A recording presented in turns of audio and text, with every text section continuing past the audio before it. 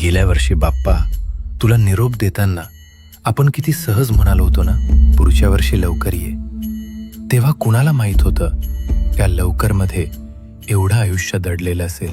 काही चेहरे कायमचे बदलले, काही नाती नकळत दूर गेली, काही स्वप्न अजूनही तशीच अर्धवट पडून आहेत. आणि आम्ही रोजच्या धावपळीत जगणं निभावत राहिलो. पण मन दरवर्षीसारखंच तुझ्या त्या पहिल्या ढोलाच्या तालाची, त्या पहिल्या गणपती बाप्पा मोरयाची शांतपणे वाट बघत राहिलं. कारण तू फक्त रूप घेऊन येत नाहीस बाप्पा, तू घरात पुन्हा आवाज आणतोस, रिकाम्या भिंतींना माणसं आणतोस, विखुरलेल्या कुटुंबाला एकाच आरतीसमोर उभं करतोस, रस्त्यावरच्या अनोळखी माणसालाही क्षणभर आपलंसं करून जातोस, धर्मभेद विसरवून त्यांना एकत्र आणतोस.